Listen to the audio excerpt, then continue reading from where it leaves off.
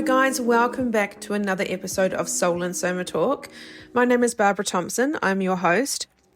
Today I want to talk about something that I see every single day in my clients and the people around me, and something that I've personally lived through as well.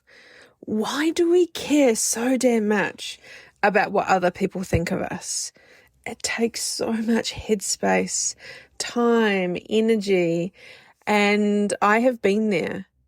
Why do we care so much about what we do, where we live, what we wear, how we look, how we talk, all those things? And I don't just mean we care, why do we care so much a little bit? I mean the overthinking, the second guessing, the replaying of conversations, the feeling like I have to be liked, I have to fit in, I need approval, I need validation, I need to be accepted. Because if I'm really honest, this used to control my life, and maybe it still shows up for you too. So today I'd love to share a little bit about my own journey about this, because I wasn't always like this. I'd love you to cast your mind back for the first 7 years of your life. Get to know that little version of you. What was he or she like? You need to just block out the noise for a minute and really get in touch with that little person of you. From 0 to 7 years, maybe stretch it to 10 years, but what were you like as a kid? So for me, when I go back to that little girl, that little Barbara, to be honest, I didn't actually care that much. I was actually just me. I said what I thought, which for a girl in the 80s, I was always told I was too loud, I talk too much. We all know I talk too much, that's why I have a podcast, and that's why I'm a therapist, but I'm cool with that. So it's like, Barbara, you can't tell people what you think. You can't be you, you're too loud, you're too much, you talk too much. And when I was little, I said what I thought, I did what I wanted, and I didn't overthink anything. But then something shifted as a teenager, probably about 13, 14 years old, and especially in my 20s and my 30s, oh my gosh, I started caring a lot, like it would rule my life. What are they thinking? Did I say the wrong thing? Do they like me? Am I too much? Am I not enough? I need to pick these subjects at university because that's what my dad wanted me to do. Or this is the job because then I'll be respected. Or I need to have a boyfriend because then I'm not enough and I don't fit in. I need to have the right labels and the right shoes and the right hair and the right makeup and all those kind of things. And without even realizing it, I started shaping myself around other people. And I would overthink everything I said, adjust how I showed up. I would try to keep other people happy like all the time. I disappeared, and I would always say to myself, well, as long as that person is happy, I don't care. I'd have friends that would invite me places. I didn't even want to go. And I'd go, sure, I'll go, because it was easy to keep other people happy. And I told myself a lie, I told myself a story that as long as those people around me are happy, I'm happy. It doesn't matter about me. Oh, I don't want to look, even if we would hang out with the girls and we'd be like, I don't know if you can resonate with this. What do you want for dinner? What do you want for dinner? What should we have for snacks? What should we have for dinner? And I'd always just say, oh, I'll just get whatever. Where did my voice go? And I'll just avoid anything that might make me feel judged or rejected. And it got to a point where it was really, really exhausting, and I felt like I was a shell because I actually wasn't living for me anymore. I was living based on how I thought other people would perceive me, and it will drain you every single time. And here's the part that changed everything for me, and something that I now work with my clients. This isn't just about us being insecure. It's about a survival. It's about us surviving, because our brain hasn't changed much since the caveman days. So if you've worked with me as a one-on-one client in my therapy practice, I do talk about caveman days a little bit.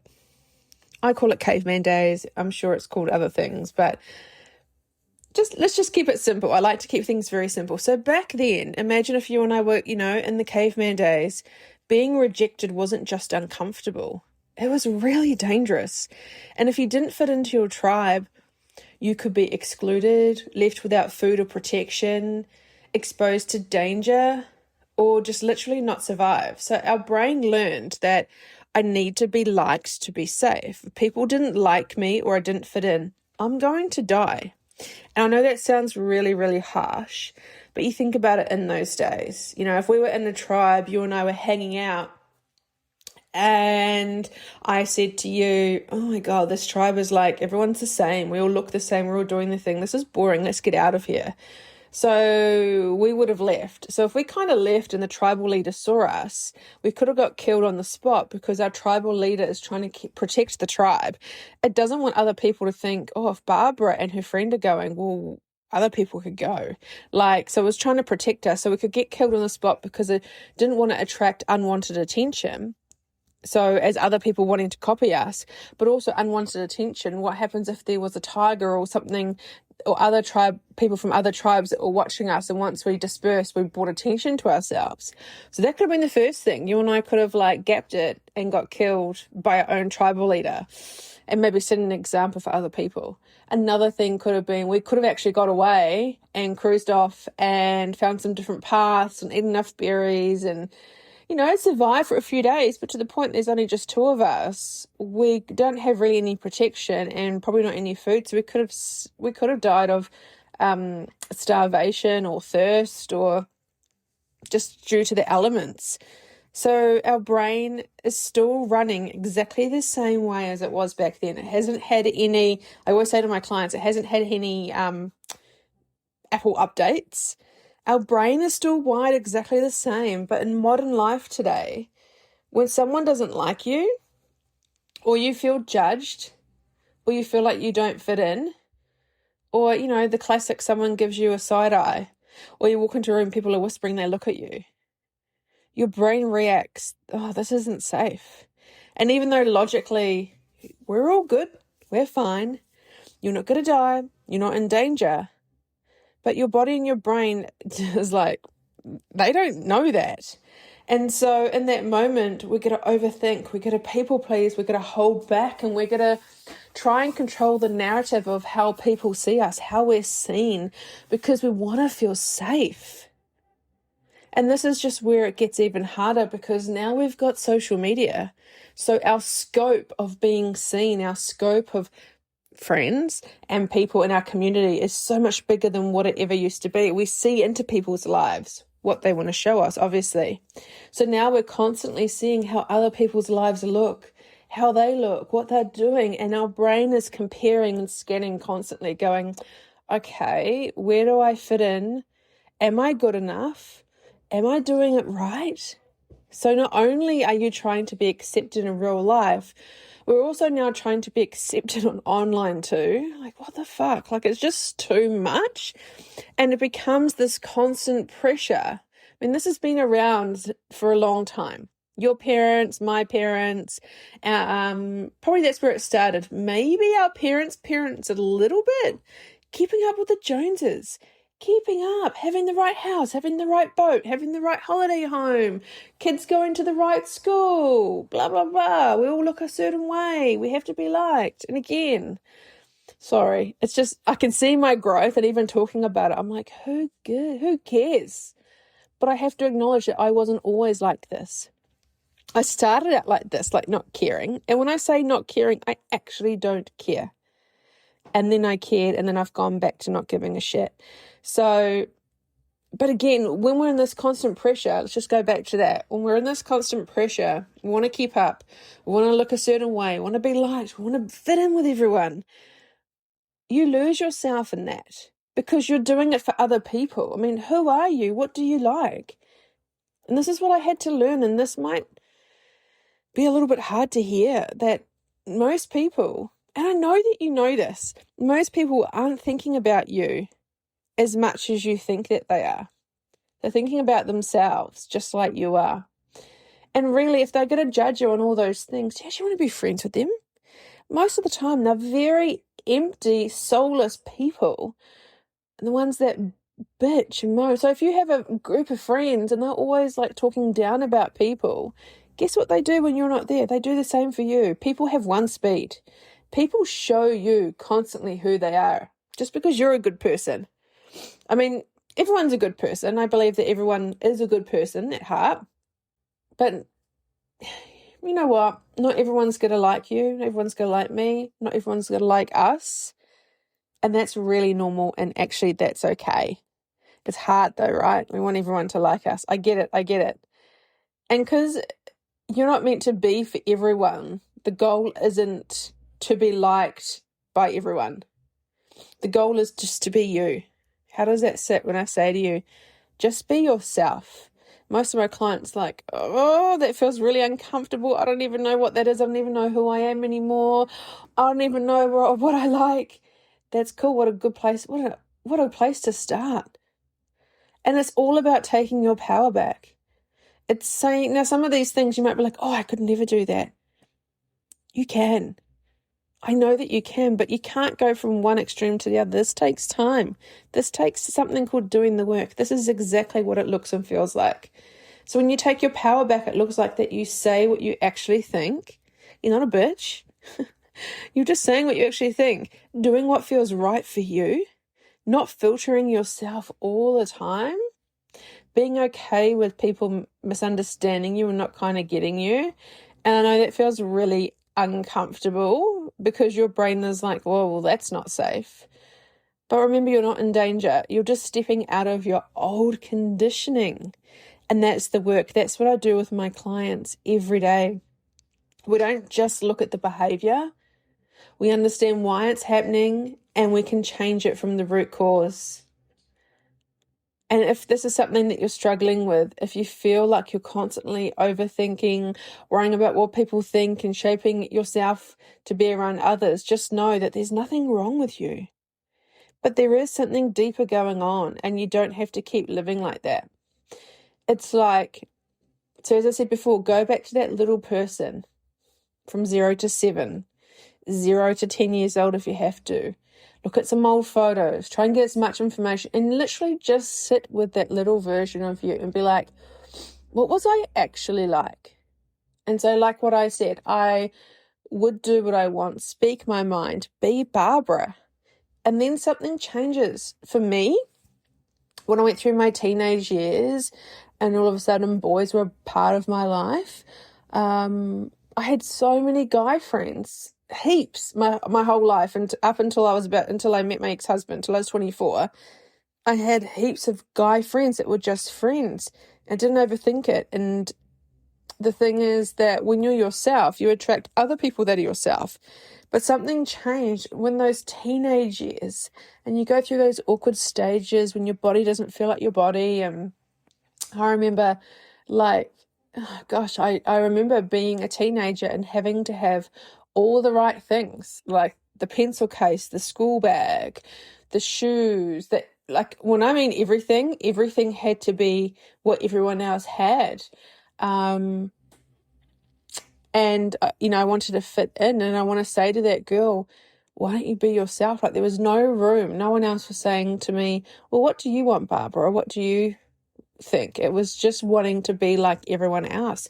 And then in my 20s and 30s, when we go to university or we study something or we go into full-time work, it's like our identity is wrapped up in family traditions, what our parents want, what we think our parents want from us, what is expected from us, the people, the peers that we hang around with, like, what are they doing? Oh gosh, they're going to Europe for 8 weeks. I want to go to Europe for 8 weeks. Or they've just got a brand new car. Oh, I want a brand new car. It's like, I want you to stop and think, it's like, what's important to you and what do you want? Because at the end of the day, especially when we want to fit in with other people, let's try and think of an example.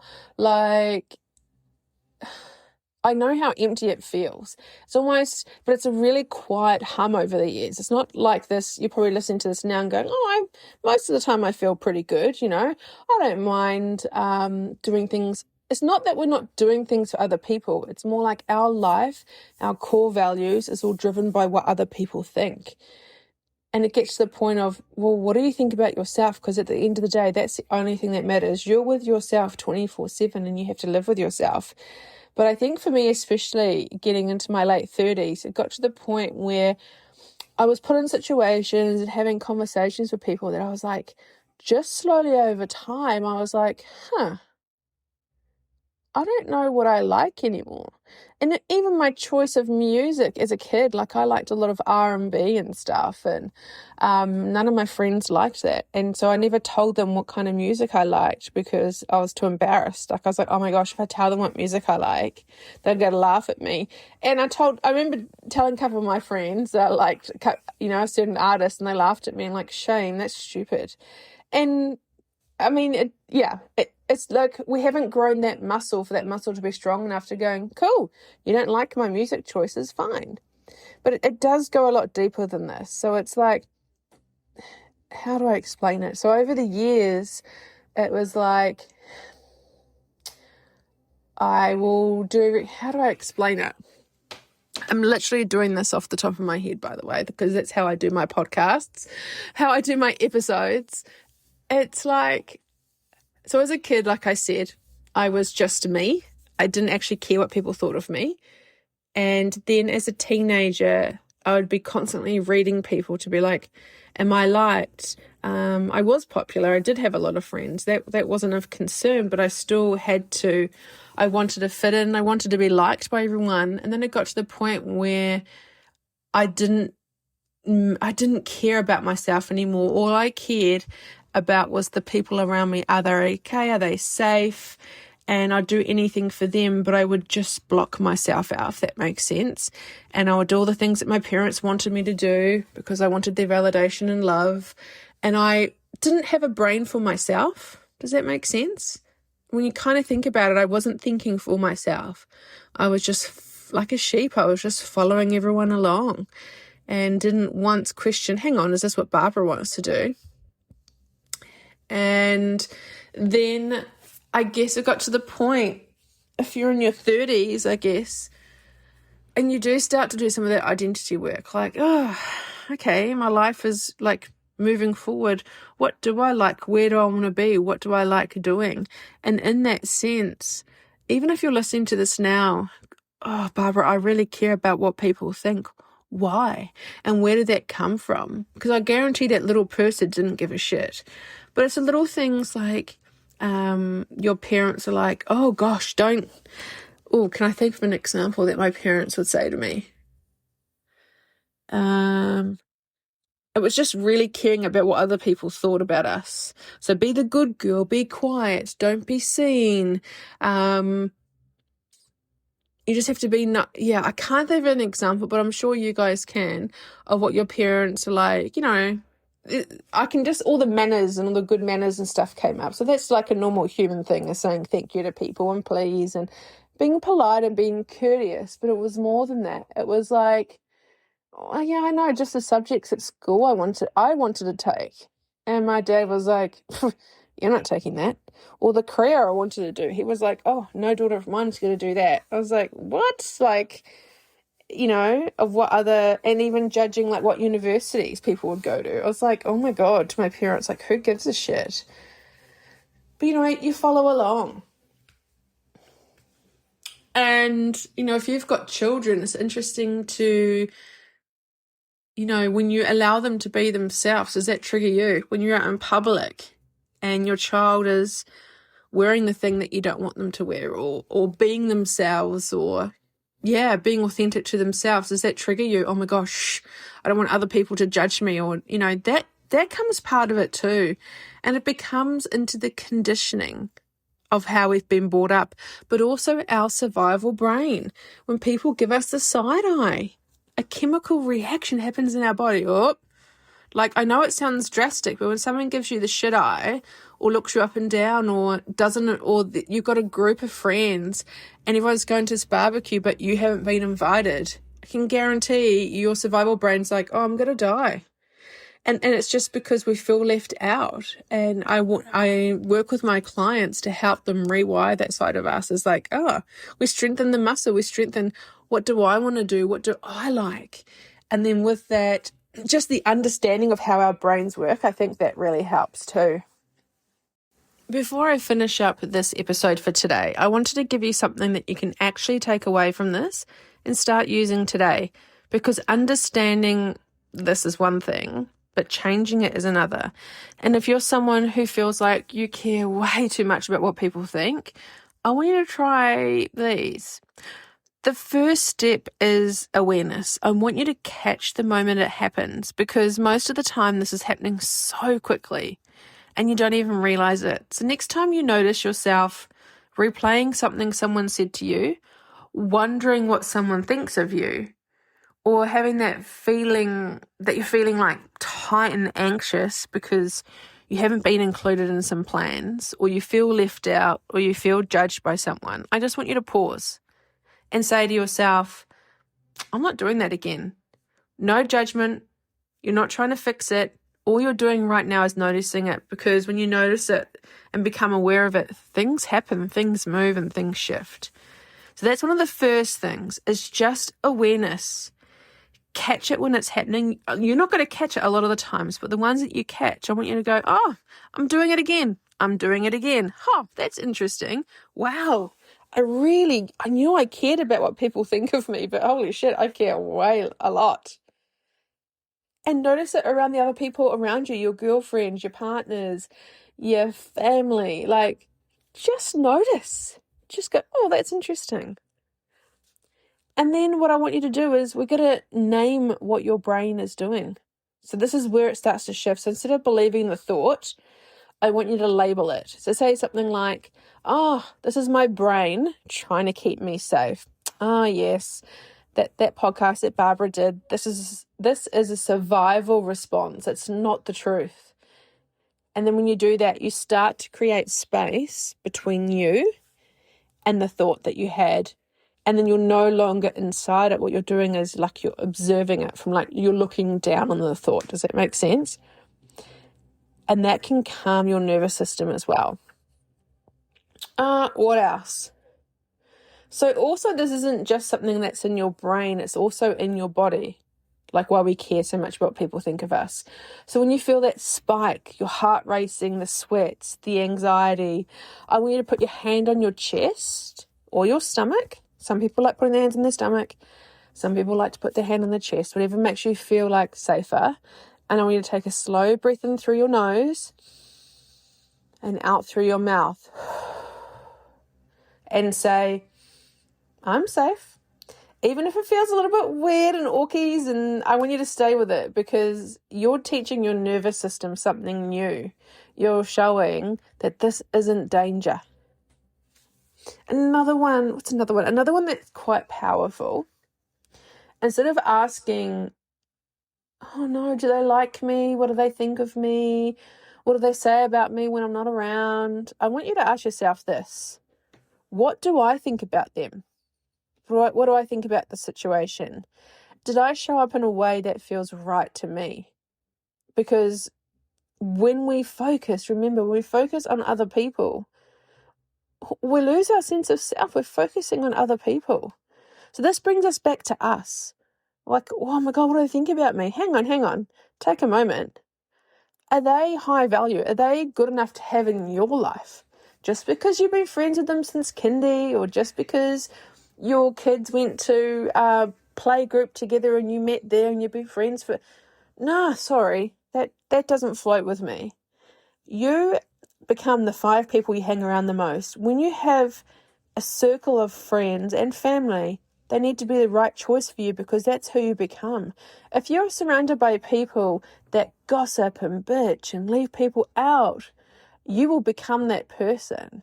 But also, life's too short. Do you want to hang around people that make you feel less than? There's enough people in the world to find out people.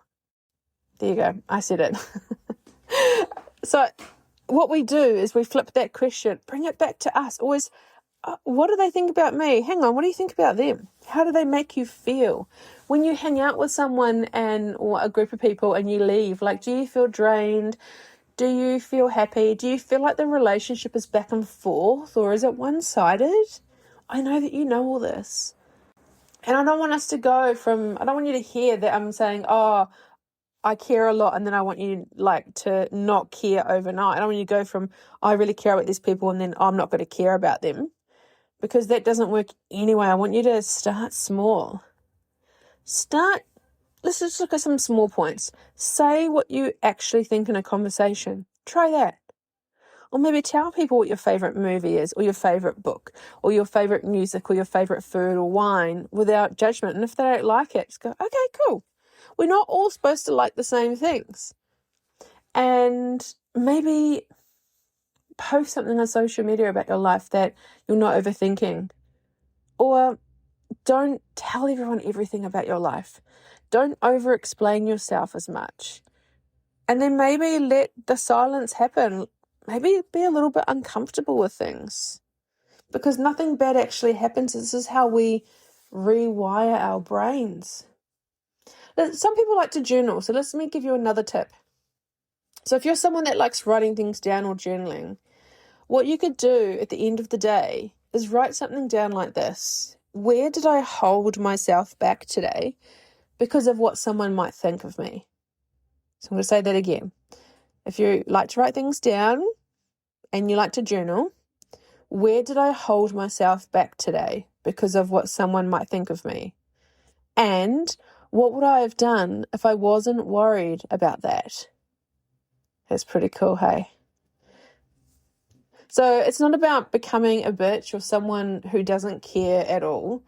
It's about not letting this control your life. Because I know for a lot of you, it controls every second of every day, and it's so tiring. And just know that this is something, if this is something that you really struggle with, this is the deep work. And this is what I do with my clients every day. We don't just talk about it, we actually change it. All right, I'm going to leave you with those tools, and I hope those tools really, hope there's one in there that you can try and that really resonate with you. And if you're ready to start understanding yourself on a deeper level, you can work with me at my private practice. It's called Self-Care Studio. And I offer online and in-person sessions. And I'll drop the details in the show notes. But as always, thank you for being here. And I'll talk to you in the next episode.